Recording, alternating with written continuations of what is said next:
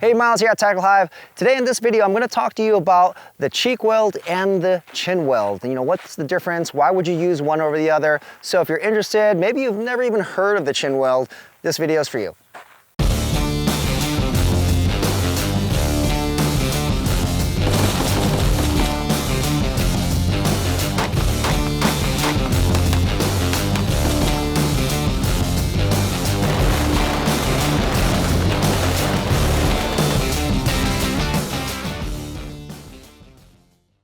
Before we get to the content, we want to thank Vetter Holsters. They are a huge supporter of the channel. They allow us to continue to produce daily content for you. So if you're looking for a good holster at a really good price, make sure to check them out. They have a huge selection, and chances are they have your pistol model with the combination of red dot that you're using and or weapon mounted light. So make sure to check them out in the description below.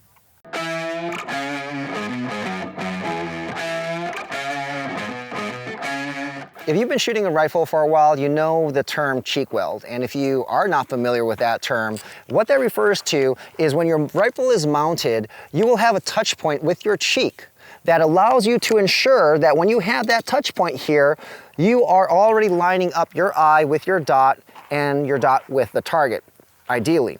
So this is why that cheek weld is so critical to understand and to establish. Everyone's cheek weld might be slightly different, the position. For me, I know it's exactly here at this point all the time. I've developed that sensitivity over time practicing. Whereas for some people, maybe it's really higher on their cheekbone.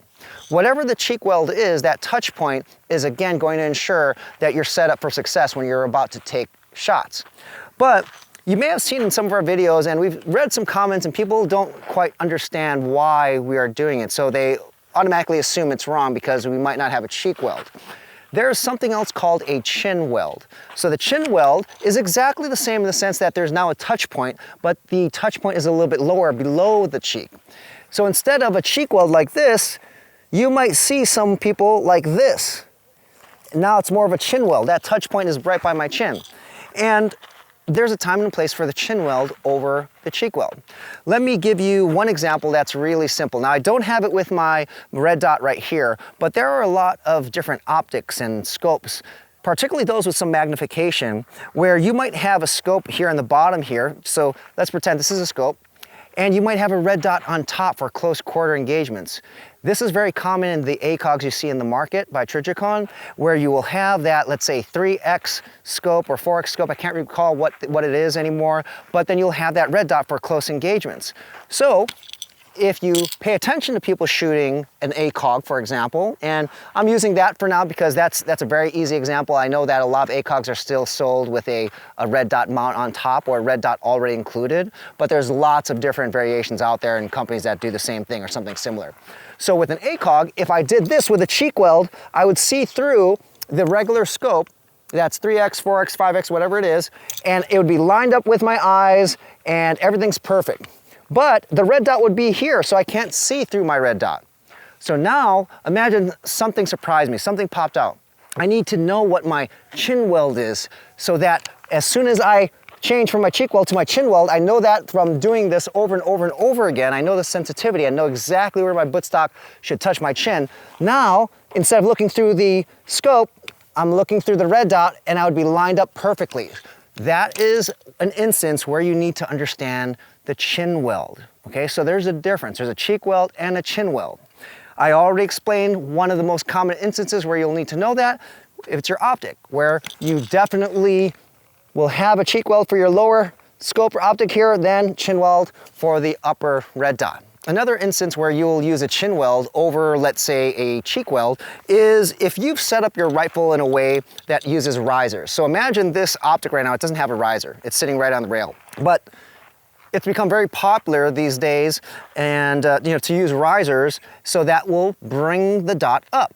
So let's not even talk about you having a scope and a red dot like the ACOG. Let's just say this was put on a riser. So now you wouldn't want to do this. You probably wouldn't want to do this because the dot is so high. So now you might have a chin weld, okay? You might be asking why someone might do that, and it segues kind of into the third reason. People who operate for a living are professionals and they do night missions, they're wearing night vision. It is not going to be possible for them to break down like this because their night vision is in the way. So they'll use risers that bring the actual red dot higher, and they'll have a chin weld. Sometimes, you know, the truth is, sometimes they won't even have a chin weld, okay? It just kind of depends. But a chin weld will be a lot more applicable here because, as you can imagine, imagine this was the red dot here, or this was the riser, and now the red dot's on top. So now I have a chin weld, I'm looking through night vision on my tubes here, and it's perfectly lined up. So you also need to understand what that chin weld is. And those are three very common situations. One, if you have a red dot on top of your optic. Two, if you use a riser. Three, night vision. So it's important to understand the difference between the two and when you might use one over the other.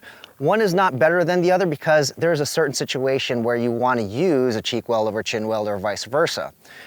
You might be wondering about the stock placement. There'll be people who also don't understand that there are differences in stock placement. Now this video is not going to focus on that, but notice if I have a chin weld, notice how my stock is not very, you know, it's not ideal, right? It's not completely planted in my shoulder pocket. That will be a topic for another day, but rest assured, there's also time and place for that as well. It is not wrong to shoot like this versus like this. It just depends on what's going on. So I hope that helps out, and now you have a better understanding of why you might see some people do the chin weld over the cheek weld. So I hope you guys liked today's video. I hope it clarified some things. As always, if you liked the video, please give us a thumbs up. Don't forget to comment below. Let us know if you have any questions or need some clarifying points. And if you haven't subscribed yet, don't forget to hit that subscribe button. See you guys in the next video.